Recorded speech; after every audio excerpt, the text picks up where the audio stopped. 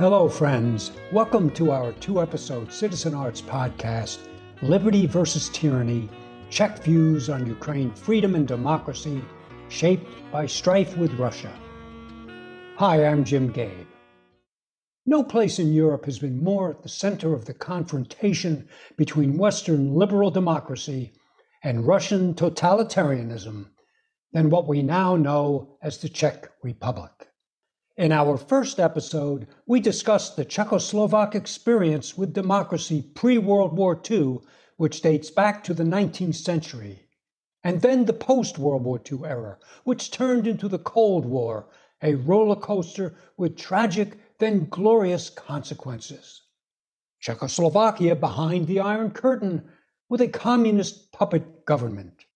Periods of reform and repression, the hopeful days of the Prague Spring, crushed by Warsaw Pact tanks in 1969, political trials and executions. The Velvet Revolution of 1989 that resulted in a free, pluralistic democracy and the voluntary separation of Czechoslovakia into the Czech Republic and Slovakia. The joining of NATO and the European Union. And last but by no means least, a proclamation of love by one of our Czech panel members to another member of our panel. Another compelling reason, if you haven't done so, to listen to episode 1. Now, in episode 2 of our Citizen Arts podcast, Liberty versus Tyranny, we turn to the Russian war on Ukraine. Given its history with Russia, fight for freedom and democracy, and proximity to Ukraine, this tragic confrontation is, understandably, front and center in the minds of the Czech people.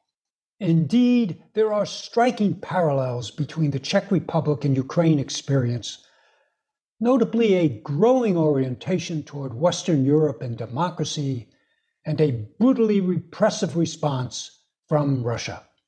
We're honored to welcome back our panelists from episode 1.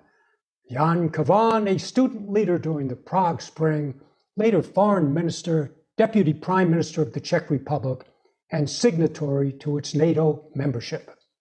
Jan was also president of the United Nations General Assembly. Pavel Hlavacek, professor and authority on politics in the Czech Republic and U.S. foreign policy security issues in East Asia. Eva Klabalova, designer, product developer, lecturer, and founder, creative director of Kava Footwear, a pioneer in rebuilding the Czech shoe industry, once among the world's largest. And Jan Zalesny, the youngest member elected to his town council, and currently a PhD student focused on global political economics, particularly the U.S.-China rivalry and U.S. foreign policy in Asia. You can find out more about these folks in episode 1 or at citizenartscreative.org. We're also very pleased to welcome Aleš Fuchsa to our panel. Aleš is a noted Czech journalist who has worked for the national daily Pravo for nearly 20 years and for the online news server Novinky CZ. He focuses on regional and national issues, among them judicial investigations. Aleš is involved in helping Ukrainian refugees, having relocated several grandmothers, mothers, and children to the Czech village of Orzechov. Some of them are living in a house he owns there. Accompanying Aleš as translator and panelist is Scott Andrews. Scott? I'm from Pittsburgh, U.S. Army, 1988 to 92. I was a Czech linguist. They had a revolution and ruined our careers. So I came over here on the civilian side and taught English. And so I am an interpreter, a voice actor, and a father of 2 and a lovely wife living the dream out in the middle of Moravia. Beautiful. We're thrilled to have you. Thank you very much. Folks, Putin and some Russian historians maintain there is no legitimate entity called Ukraine. That Ukraine is part of Mother Russia, that Ukraine was inappropriately ripped from Russia when the Soviet Union collapsed, and what Putin called the greatest tragedy of the 20th century occurred. What do you make of that, Is this a country with its own heritage of culture, politics, and more? Or is Ukraine Little Russia? Pavel Hlavashek. I mean, this is without any doubts. Ukrainians, they have their own very strong identity, their own history. And in fact, although they used to call themselves brothers, like Ukrainians and Russians, the history of coexistence between Ukrainians and Russians is full of conflicts and tragedies. For me, there is absolutely no doubt that Ukrainians have a right to have their own state and to live the way they want to live, including the fact that they want to have their own foreign policy. I want to follow up on that, Pavel. In fact, doesn't Ukrainian historical development predate what we now would call Russian historical development? Look, I'm not historian. Obviously, I have read about this, and there is a big debate for historians who predates the other. But obviously, Ukrainians would tell you that they were the first. Jan Zelezny? What Pavel said just reminds me one joke that appeared on social media, especially on the Ukrainian social media. In the 9th or 10th century, there were, great monasteries and great palaces in Kiev, but only wilderness in Moscow. So that's a joke that Ukrainians very often say, and it reminds the world that the nation had its culture, had its roots, and they wish to be independent. What is important from my point of view is that when you talk, for example, to Ukrainian refugees, because I have experience with them, they very often tell you that they are very proud of Ukraine and they are very proud of being Ukraine, especially now. Some of them maybe felt a little bit different before the war started, but now they feel very proud and they understand what it means to be independent and to be free. As I understood it, Kiev or Kyiv indeed was considered the mother city of Russia until fairly recently, when certain philosophical definitions of what Ukraine actually is demoted it into a secondary status. And in fact, Kiev for quite a few centuries was a center of cultural, religious, economic life in that part of the world. Okay, the US and UK intelligence predicted Russia was going to invade Ukraine. You probably have heard all about this, and this went on for, I think it was upwards of 6 weeks before the invasion occurred. The Ukrainians didn't necessarily agree or didn't want to agree, and seemed surprised when Russia started its war on them. Were you surprised? Jan Kavan. I was surprised they invaded, so to speak, Ukraine proper. I was not surprised that they invaded the two separatist republics, Donetsk and Luhansk. I thought that they would stay within the borders of those republics and then negotiate with the Ukrainian government from that position. I was even more surprised that they, at the beginning, aimed at Kiev. I thought that they would limit themselves to the south and southeast Ukraine, which is what they are trying to do now. Pavel? I did believe that Russia was ready and it would invade Ukraine. But I knew that they must have counted on the scenario that Ukraine would collapse immediately, because only under those circumstances that operation could result it into success. Jan Zelezny? I have to admit that I was extremely surprised that Russia really attacked Ukraine. And I remember the day when it started, there was a small demonstration, anti-war demonstration in Belgium. And I found about it, advertisement for it on Facebook. And I remember when I got there, there were only few of us. 30, 40 people. And I said to myself, oh my God, does it mean that the Czechs will stay indifferent? And I was really shocked by that. But there was an anti-war mass for my church in Pilsen, and it was full of people, maybe hundreds of them, all of them showing their, compassion for Ukraine, for the people there. And there I realized, well, it will be okay. The Czech citizens will help Ukraine. But the first shock for me is very big, and I didn't believe that Russia could do that. I thought that they will use, for example, the economic leverage or the diplomatic pressure to push what they want and their goals. Please, Scott, go ahead. I did not mention that I am a fellow at the Military History Institute of the Czech Republic at the University of Defense. One thing that I've been teaching for several years now is two different PowerPoints, Putin 1 and Putin 2. So I've done my research as much as I can about this individual.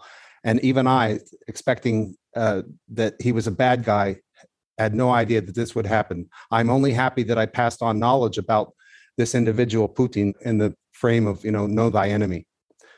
Ava, you live in a semi-rural area, small town area. What was the immediate reaction? I couldn't believe it. I was driving my car going to the university, and I was really thinking like, okay, this cannot be truth. And I can say that all people around me were shocked as well. And we are still shocked. I still cannot understand. Like, okay, I understand what is going, but as Scott said, I still cannot believe that Putin actually did it. Some in the US, Europe, maybe in the Czech Republic, and elsewhere, stating somewhat strongly that Putin was goaded into invading Ukraine by aggressive expansion of NATO into Eastern Europe. That Russia's real enemy is NATO, particularly the US. I do not believe that the reason for a Russian invasion was NATO enlargement. Actually, Ukraine was not a candidate for membership in the North Atlantic Treaty Organization. I think the real problem lies with the regime of Vladimir Putin. Vladimir Putin realized that he was losing Ukraine. Since revolution in Ukraine at the end of 2013, beginning 2014, he realized that Ukrainians were more willing to be more integrated with the West, including with their possible or future membership in the European Union. And I think Vladimir Putin was simply afraid that if Russia loses Ukraine, and if in Ukraine things are working well, if country is being more democratized, if the prosperity is going on and living standards going up, that would inevitably lead many Russian-speaking people to ask themselves why Russia is not the same case. So Vladimir Putin needed Ukraine to keep that country in the sphere of influence of Russia. From my point of view, it's not only about the NATO or the Vladimir Putin, but because if you look at the history of Russia, you can see that the idea of having a civilizational core and adding some other buffer zones around it is very old, and it's integral part of the Russian history. And from my point of view, the current situation is just the continuation of it. So what you said. Many people in the Russian government probably believe it or use it for their propaganda. Sometimes it works, sometimes it does not. But Pavel mentioned the spheres of influence, and many people, even here in the Czech Republic, and even top scholars at the universities, they very often use the argument that, look, Ukraine was part of the Russian sphere of influence, and there was nothing for us to do there, for the West to do there. And we should let Ukraine to fall into it again. The sphere of influence is something that the great powers or the powerful states create if they have the power to do it, or if they can attract other states because They are, developed. They are seen as, as leaders in their regions, and that's something that does not fit for Russia.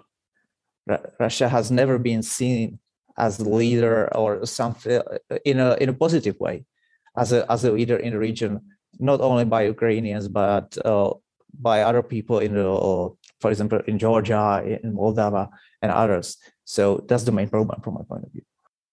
Thank you. Please, Jan Kavan. Yes, I beg to disagree. I do believe, in fact, that for the Russian president, membership of Ukraine in NATO and therefore a possible presence of alliances, troops so close to the Russian border was always unacceptable. One should remind ourselves of the recent history. On 10th of February 2007, Putin at the Munich Security Conference made it very clear that NATO moving into Ukraine will be perceived as a threat to Russian security. A year later, in I think it was March 2008, at the NATO summit, Putin repeated this warning and made it very clear that any admission of Ukraine and Georgia into NATO would be perceived as a grave threat to security of Russia.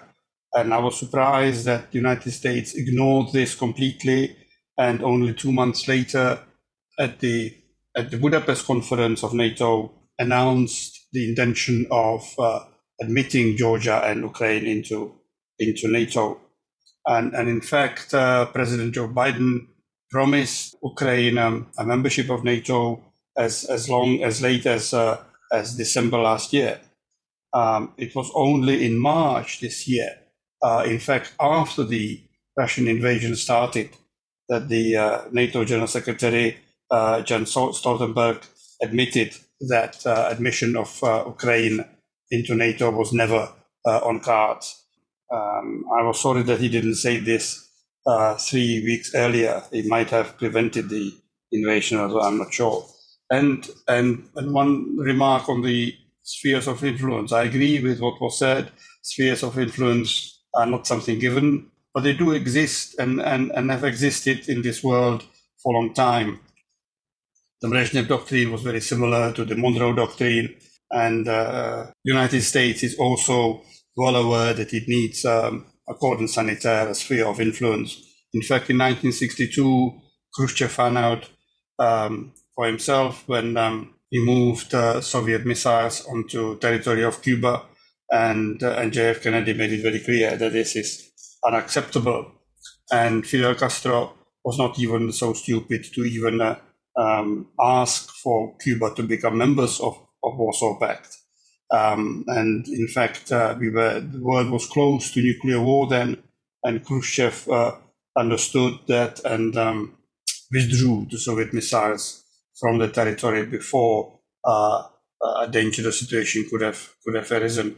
So, and there are many similar comparisons. Do two great powers wish to preserve and protect their spheres of influence, a certain cordon sanitaire around their countries, and have done that for a long time. I remember, I think it was an American professor, John Mearsheimer, who wrote that United States would never allow, for example, Canada or Mexico to invite Chinese troops into Toronto or to Mexico City. And again, repeated that spheres of influence may be unethical, and they're definitely not based in international law, but they are facts of life, and we unfortunately have to acknowledge it.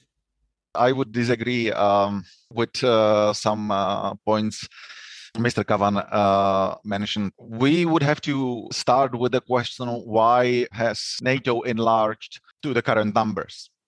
What makes states from the Central Eastern Europe to call for membership in NATO? Why is it not vice versa? Why these countries are not interested in some alliance with Russia, or why they don't want to be neutral. Look what was Russian reactions to efforts of West to support Ukraine. They threatened all countries around to start nuclear war. This is exactly what these countries around Russia makes to join North Atlantic Treaty Organization, because they are afraid of Russia. This is the main problem. It's not that NATO is threatening Russia. It's the vice versa. It's been 30 years since the end of the Cold War. And Russia in this period has been losing one country after another that rather preferred some cooperation, some integration with the West rather than with Russia. Especially we Czechs, come on, with our history. We have no right to tell any other country which foreign policy orientation should be taken. We have been subject of the great power competitions. And finally, we got to the point that we are free, thanks, by the way, to Jan Kavans and his diplomacy he did. And so Ukrainians are in a similar position. They have the right to self-determinate their foreign policy orientation, and there is no law, no international law, no ethics that should stop them doing so. I agree with what Mr. Hlaváček said. Unfortunately, what he says is not an argument against what I said. In fact, he completely misses the point. The fact that East European countries, given their history, didn't want alliance with Russia but wanted to join NATO is a fact. But that has nothing to do with what I said. I said great powers, both Russia and the United States, want to protect their countries by having cordon sanitaire or spheres of influence around them, which is why Americans will not allow Cuba to join Warsaw Pact, and why Russia was afraid that Ukraine would join NATO. This is what was discussed with Gorbachev already in 1990 and 1991, when James Baker promised that NATO would not move even 1 inch to the east.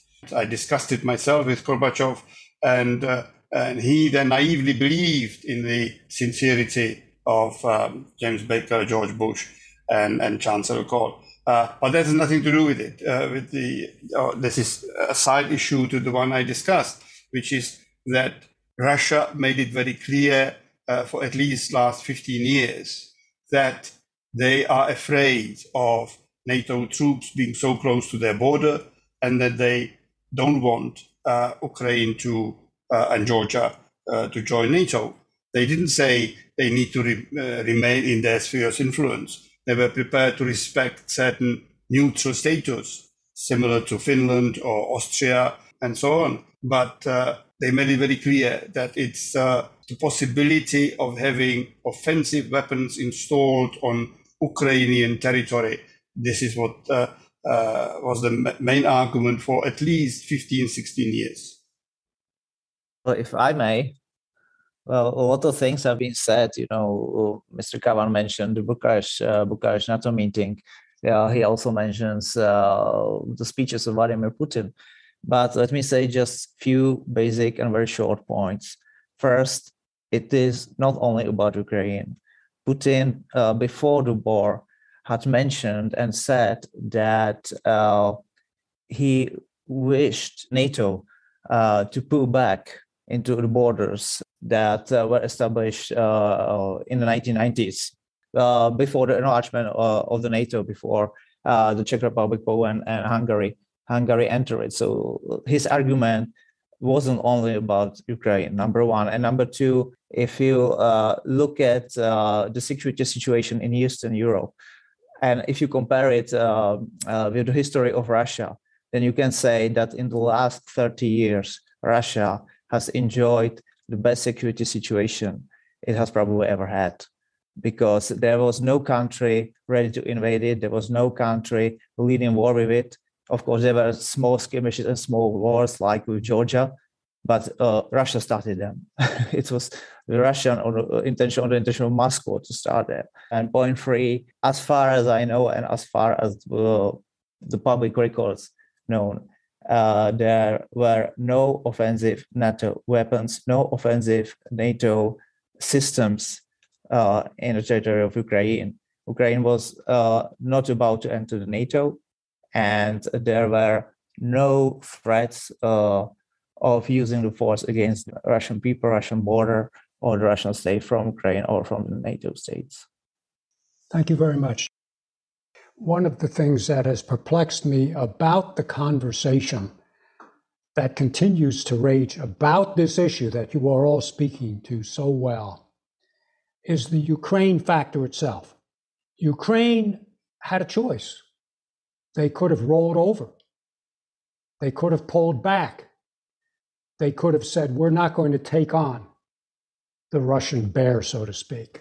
We're going to recognize that they have these very strong fears of NATO encroaching, becoming too close to their borders.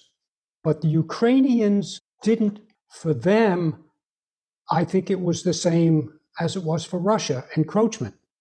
You had NATO, from the Russian point of view, possibly encroaching on Russia. There's always been fear of the West in Russia. In Ukraine, it became an invasion of their territory by Russia. So what it came down to was simply a question of sovereignty. Were they going to remain a free nation, or was the old puppet sort of regime going to be reinstalled? That the people who are really driving this are not the power blocks in NATO, including the US and Germany and UK and France and so forth, but it's the Ukrainians. They decided to fight, and they're still fighting. And at least from my point of view, I'm an old army guy, an old military guy, I'm astounded by the ferociousness of that fight. I do agree with you, but again, it misses the point. Obviously, once Russians invaded Ukraine, Ukraine had almost no choice. They quite understandably and very courageously defended their motherland, and they are still doing it. That's not a point against what I said.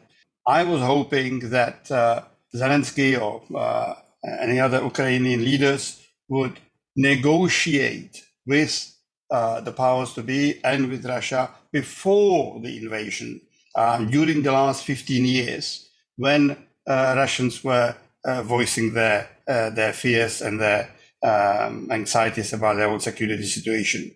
And if a neutrality would have been negotiated then on the similar grounds as Finland and Austria enjoyed, Ukraine would be part of the West, but not part of NATO. As in fact, NATO now acknowledges that there is no hope in hell in foreseeable future for Ukraine to join NATO. There were empty promises of that. My argument was that the powers to be would have acknowledged that the Russians have similar fears as the Americans, and therefore that some kind of a neutral status could have been negotiated beforehand. All right, so the question I now ask is, what do you think are Putin's ultimate goals, given the situation as it now stands? He's invaded. It's turned out to be a much rougher slog than anyone expected the Russians to have. Where does it go from here? What does Putin want? I think it's pretty simple. I think that he just wants to be part of the history. And if it's in a good way or bad way, doesn't matter. When you say he wants to be part of history, Eva, do you mean that he sees himself, as has been said, like the czars, or maybe even going to people like Lenin and Stalin? Exactly, yes. I just want to mention one thing that Jan Gabbe said, and that is very important. There must be a negotiation taking place, and there must be a peace agreement at the end of this whole war. That's true. What the problem is, and that brings me to your question, that probably nobody really knows what's in the head of Putin. We can speculate about his goals, about his intentions. But the truth is that in the end, they will have to sign the peace agreement, and both sides will have to make some concessions. And in this state of war now, in this situation, it is very difficult to imagine that both sides could be prepared to do that. And I'm afraid that this obstacle will be with us at least for a few months. Alice, what is your thinking about where Putin might be going, or where we stand now with the war? Putin has failed greatly in his reforms of Russia, and is starting to seep into Russian life that they know that things aren't going well for Putin. So he really doesn't seem to have much of an alternative than to be a despot. His objective, it seems, is to make Russia great again, give them a sense of pride, give them a sense of meaning in their lives, and they always go around that by the military. He's isolating Russians, and they've got a learned passivity, and basically they're living in poverty, and he's keeping that completely enclosed in Russia without them having any way out or any way to say anything about it. Jan, I just want to ask you how you feel about that, because what Alice just said is one of the main theories floated around here in the States, that either they were in the midst in Russia of a darkening period economically, or one was coming, and it has been Putin's MO. When things are looking a little bleak, he goes to war. I do not agree. In fact, and I refer to what was said earlier in this discussion, Russians envying Ukrainian prosperity, etc. One should be aware that Ukrainians are economically worse off than many of the Russians. Russians would like to be much more prosperous, but for that they would go to, for example, Czech Republic or some Western countries, but not necessarily to Ukraine, which is unstable. To what Aleš just said, Putin, as a classical dictator, is able to manipulate media very well. And the result is the majority of Russians today do trust Putin. In fact, it's around 75 to 80% of Russians, in particular outside major cities like Moscow and St. Petersburg, which support Putin and support the invasion of Ukraine. So it's not that he's losing trust. Economically, Russia is not a great country, obviously, in comparison with the United States or Western Europe. However, it's not in such a bad situation, and you can see that even extremely tough sanctions against Russia is still not undermining the Russian economy to such extent that they would have to face some major problems, collapse, bankruptcy, or anything like that. In fact, I think the economic sanctions will not achieve the intended results. Both sides want to await the outcome on the battlefield and find themselves in a stronger position to negotiate. If Russia controls the whole coastline from Donbas to Crimea, I hope that they will not continue to Odessa and Transnistria. They obviously want to have some kind of a buffer zone around the Russian-speaking separatist two republics. And I think they will demand from Ukraine, and that will be the most difficult and most dangerous request, for Ukraine to acknowledge the independence of those two republics, which Ukraine will probably resist, although Russia will point out that there is a precedent of Kosovo. And I find it a bit hypocritical from those who welcomed the establishment of independence of Kosovo, that is taking Kosovo out of Serbia. Let's hope that Putin will be satisfied with taking over Mariupol and having under his control a corridor from Donbas to Crimea, and negotiate from that point of view about the future. The future will be difficult because given the atrocities, given the number of people died who were killed in Ukraine, the tension between Ukraine and Russia will be there for centuries. On the Czech reaction, I don't think that one can easily compare the Soviet invasion of Czechoslovakia in 1968 to this invasion. Motivation was very different. However, I can fully understand that in the minds of many Czechs, the link was immediately made. And the solidarity with Ukraine, which we are now witnessing, is in fact very much a rejection of Russia. It's still giving vent to all those emotions which many of us, including myself, felt when my country was invaded in 1968. And although my children didn't live then at the time, born only after 1989, they still understand these emotions. So this will be a problem for generations and generations. I do hope that common sense will prevail and some kind of a peace agreement will be agreed. And my very last point on what you said earlier about the American response. In fact, I was slightly surprised that Lloyd Austin, United States Secretary of Defense, when he came back with Blinken from Kiev, said very, very openly that the main purpose of US policy is to weaken Russia. He completely forgot to mention is to defend democracy in Ukraine. He was simply talking in terminology of spheres of influence and of the need for United States to weaken Russia. It was honest and sincere, but not very diplomatic. Let me say a little more about that, Jan. He was speaking in the context of Ukraine. His point was that weakened so that they wouldn't be able to undertake an invasion like that again. Yes, that is true. That is true. I think that Putin himself muddied the waters early on by talking about, in effect, making Ukraine part of Russia, which only, I think, a despot could make that sort of claim. And this whole denazification thing, which gets an enormous amount of play here in the States.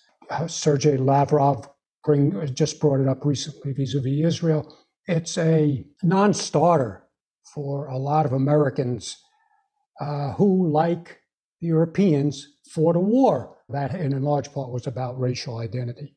And I think if there was a mistake here, I think Austin's comment was probably not very politic, to say the least. But I think the more important misstatements have been made by Putin. If there's anything that I have taken away from all this, it's a sense that Putin is not the grand strategist I thought he was.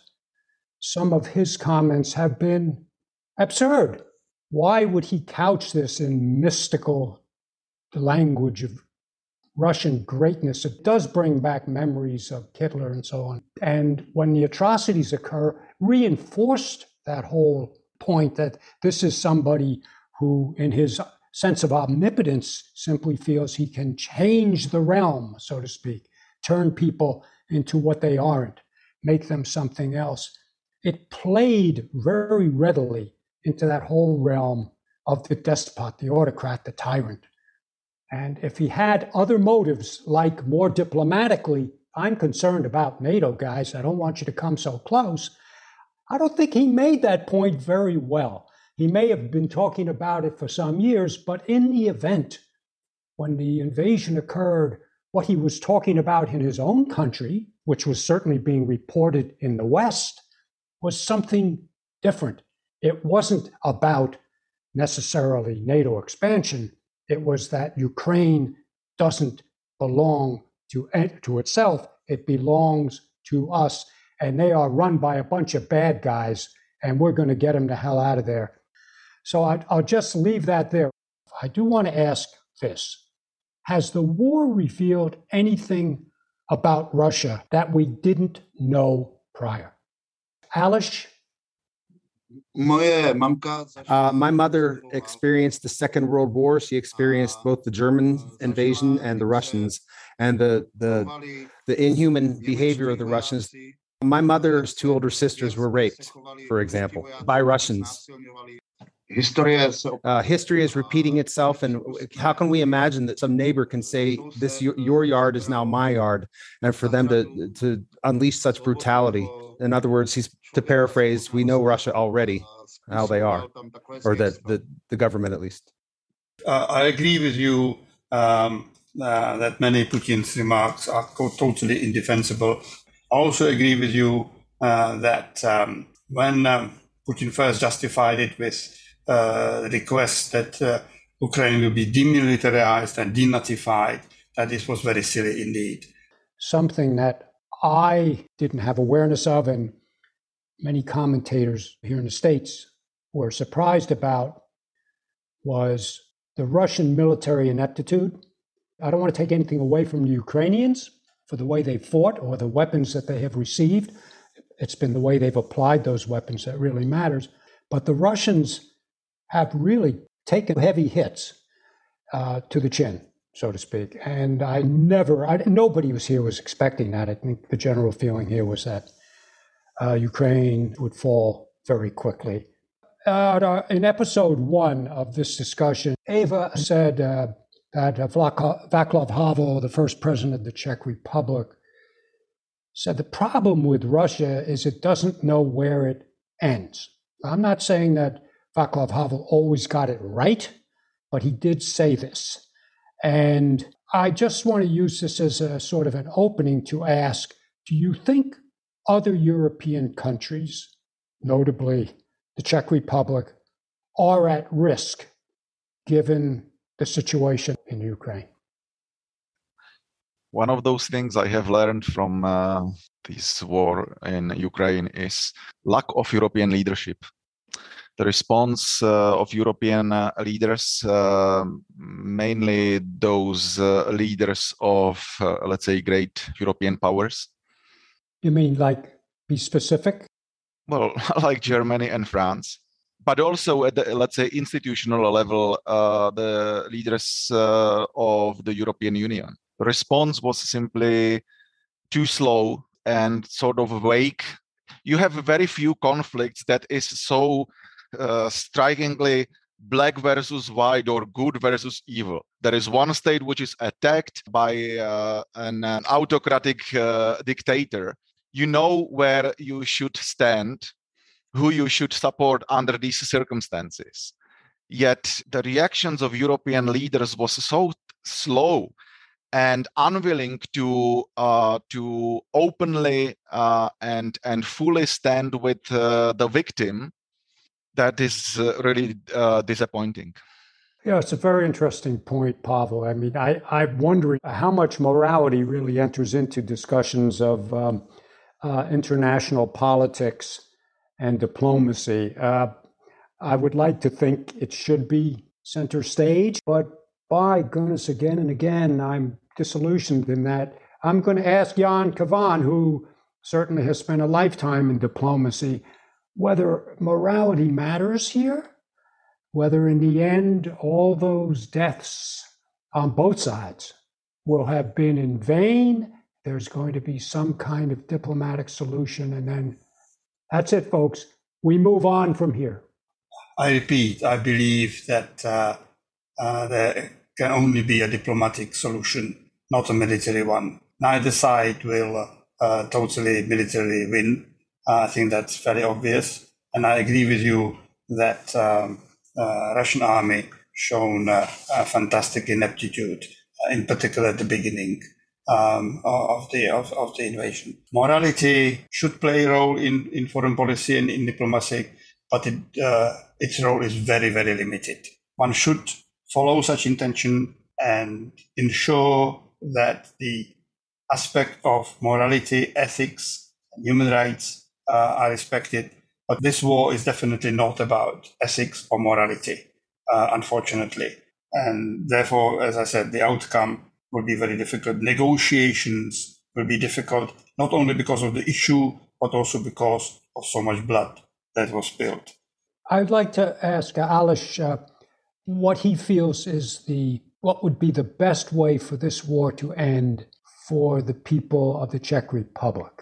I think the best situation, obviously, for Czechs and for everyone in the world would be that there's quick an end to this war as possible, but maybe also an end to the duplicity of the European Union, where on one hand they're sending arms and weapons to the Ukrainian soldiers to defend their land, yet at the same time they're sending millions and millions of euros to Russia to pay for their oil and pay for their gas. Sorry, I have to say, also responding not only what Aleš said now, but I think Mr. Hlaváček said earlier, the response of European Union was slow. Yes. However, in comparison with the response European Union shown after the annexation of Crimea, this one was really quick and decisive. After Crimea, it was very lukewarm indeed. And maybe that helped to convince Putin that he may get away with this. So I think that the European Union has responded in a much tougher manner than Putin expected. And in fact, it led to complete change of German foreign policy. For the first time since the last war, Germans are now arming. The perception of Wehrmacht and its role is now very different than it was for decades since the last war. And I think that French President Macron's response, in fact, helped him to win the elections by being so outspoken and at the same time prepared to find a diplomatic solution. So far, he was not that successful, but I understand that even now, since he was elected president, he is still trying to find a diplomatic solution. I hope that world powers will now exercise their influence and bring both sides to the negotiating table, however unpleasant it may be for both. If the war does go on, as some are predicting it might, at what point might the Czech Republic's support of Ukraine start to diminish? Would that happen? Pavel? Well, you can already see some signs of it. We are undergoing economic recession. Inflation is on the rise. Economy is not working very well. Wages do not rise as most people would want, and there have been these voices saying that we are spending a lot of money on Ukrainian refugees. It costs us money that we should rather invest into our own people, etc., etc. And so if the recession does not stop, if we won't recover, if the war will be going on, if there will be more people from Ukraine coming to the Czech Republic, that might sort of escalate the situation, and it may have the potential to reverse the general attitude of Czechs that has so far been very, let's say, positive and very generous towards Ukrainians. Is there an undercurrent in the Czech Republic that all of the support being given by NATO/US has made the war a proxy war for the West against Russia, and that in the end, those who will suffer most will be the Ukrainians and those countries with economies that are most impacted by what's happening in Ukraine? Well, this is exactly one of those voices you can hear in the Czech Republic. These voices are quite common. I do not have to add that I highly disagree. I just want to add one thing, because you were asking us if there are any lessons learned in the Czech Republic from this conflict. And I can say, Mr. Putin gave us a very tough, but from my point of view, also a very valuable lesson that Russia is an irresponsible partner, not only in the international politics, but also in the economy, because the current war puts a light on the fact that the European Union and the states of the European Union, especially on the eastern wing, are very dependent on the oil and gas and other sources from Russia. And we should do something about it. There are discussions going about the economic decoupling, about finding new resources in the world, finding new partners.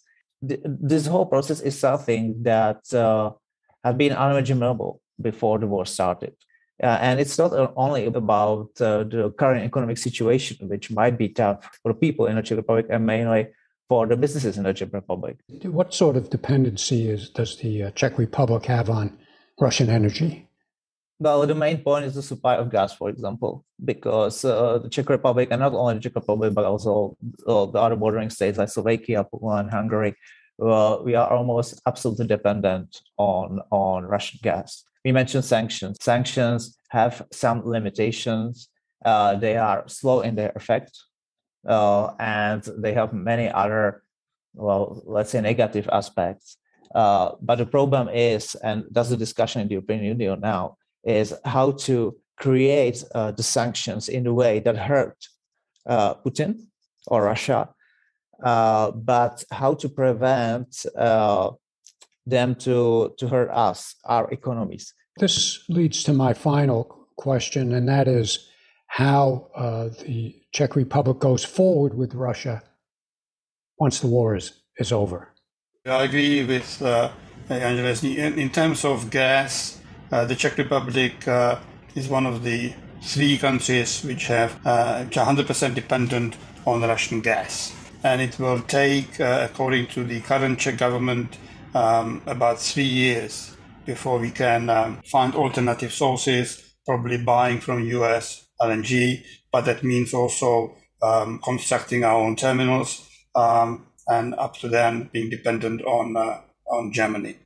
In terms of oil, the dependence is much smaller. It's about 45% at the moment, and we could find alternative sources relatively soon. In fact, Czech Prime Minister Fiala said that we would be prepared to vote with the European Union on the total embargo on Russian oil and gas on condition that we would be able to negotiate together with Slovakia, Hungary, and I think now Bulgaria added its voice, negotiate an exception that the implementation of the order would be delayed, in our case, by 2 or 3 years.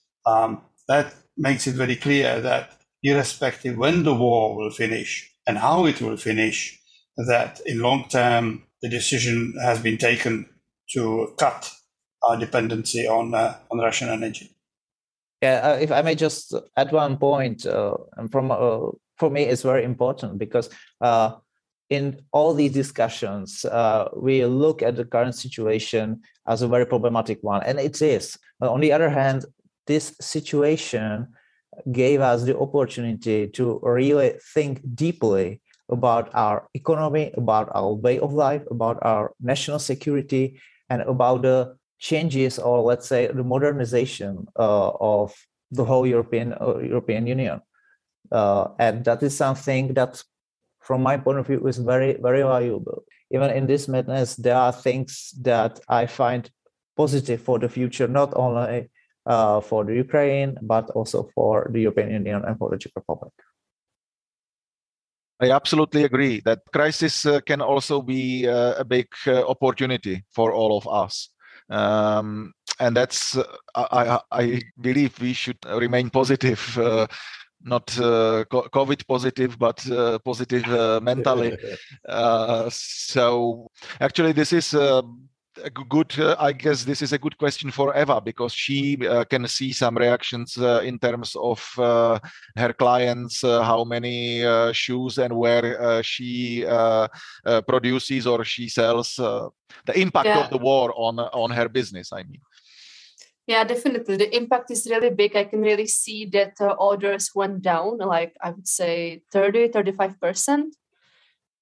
Alish, you are in a room with Vladimir Putin.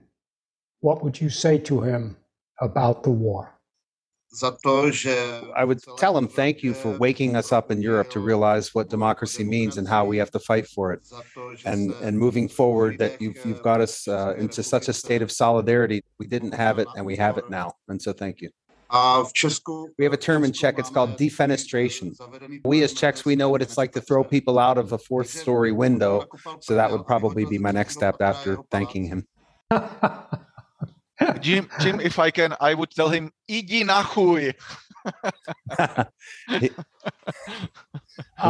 translate that. You can't translate that? Well, it's pretty vulgar, but it's exactly what you and I would like to say to him too in our language. What the guy said to the Russian jailers? We had a little bit of levity there, but what it really is about is the suffering of these people, and we have to say thank you to the Ukrainian people, because you're really on the front line, literally, of defending democracy. That brings me to Jan Kavan. You're in the room with Vladimir Zelensky. What would you say to him about where things are and what he has to do? If I would be able to sit down with him before the war comes to some kind of a conclusion, I think I would appeal to him to curtail certain amount of his self-confidence and pride, and appeal to him to be able to think in terms of a compromise which would ensure that Ukraine remains part of the West. I will not, I think, overuse the word democracy, because I don't think that what we now have in Ukraine is a classical democracy. But I would very much hope that they will be free to make their own decisions about the type of system they want to live in. So I would appeal to him to be prepared to overcome his emotions and sit down with Putin and bite the bullet and accept a compromise whereby Ukraine will remain a sovereign country, part of the West, but will not demand to be a member of NATO, which Zelensky no longer does. And I will promise that European countries will help him to, step by step, it will be a long haul, to conform to the European Union rules, which means also fighting oligarchs, fighting corruption, and to become fully fledged member of the European Union, which is what he wants. And my last point would be, if he bites the bullet and comes to such a workable compromise, I'm sure the world will help him even more than it does now with sending weapons. It will help him to reconstruct his very beaten up country. Well said. Thank you. I would join Aleš that if I could speak to President Zelensky, I believe I might say on behalf of very most of Czechs that we know what is going on in Ukraine, and that we understand that their fight for freedom is fight also for our security. And I would like to tell him that we are grateful for what the Ukrainians are doing, and that we very stand with them. I'm just thinking about the impact of the war and what we were discussing, what we learned, and there's just one thing that I consider very important, and it is that we learned, not only we in the Czech Republic, but the whole West, that there still are states, maybe autocratic states, undemocratic states, or even totalitarian states that are ready to breach the international order, the international rules, who are ready to change the world in a way that we wouldn't like to see and wouldn't like to live in. And it's not only Russia here, I'm referring mainly to China. Because if Russia is the problem, then I'm sorry for the word, then China is a fucking big problem. And that's something that we have learned. And I hope that we have learned from this crisis. Well said. Okay. Eva, you're in the room either with Zelensky or Putin. What would you say? Honestly, I would never want to sit in the room with Putin. But if I can sit in the room with Zelensky, I would probably say the same thing as Pavel said. I am so grateful for all the Ukrainians who are fighting for our democracy and our freedom, because, as it was said several times, this war is not just about Ukraine and Russia, but it's also about us. That was so beautifully said. Thank you. That was an amazingly broad an enlightening discussion. So many of these points you covered in such an articulate way. It's greatly appreciated. Jan Kavan, you mentioned the experience that the Czechs have had dealing with what we might call totalitarian government has informed your thinking about Ukraine, as it should. And I'll also say this from my heart, that perspective you bring to what is going on in Ukraine is something that I think needs to be shared with people elsewhere in places like the States, where there can be relatively little understanding except in stereotypical terms of the good guys and the bad guys. If you've lived it, it's not just about good guys and bad guys. It's about humanity and inhumanity. And you know this all too well in the Czech Republic, living in free, democratic countries, not perfect by any means, seeking an ideal is what it is. We can learn from this tragedy when one man, why is it always a man? One man gains absolute power. That one man, one would hope, could do good, but that one man could inflict such evil. A country like Ukraine looking to the West, and a country like Russia threatened by that. And Russia has always been that way. Russia has always had a dichotomy of thought about the West, that either the West is something we embrace or the West is something that threatens. We know that, and right now we're very much in that Russian threat mode. And we will leave it at that. Bless you, thank you, and please stay healthy. This concludes our Citizen Arts podcast series, Liberty versus Tyranny, Czech Views on Ukraine, Freedom and Democracy, shaped by strife with Russia.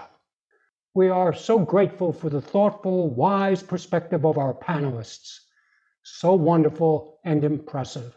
Jan Kavan, Dr. Pavel Hlavashek, Eva Klabalova, Jan Zalesny, Aleš Buksa, and Scott Andrews.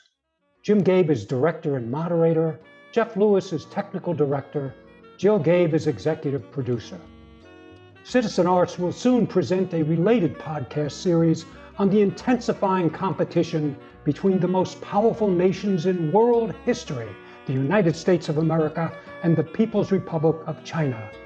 Western-style democracy, freedom, and capitalism versus socialism with Chinese characteristics. We will share comments from people throughout China and America who will explore and shed light on political, social, and cultural differences and dangerous flashpoints. Please stay with us, and please stay healthy in mind and body, wealthy in goodwill, and wise in action. This podcast is a production of the Citizen Arts Education Company, all rights reserved.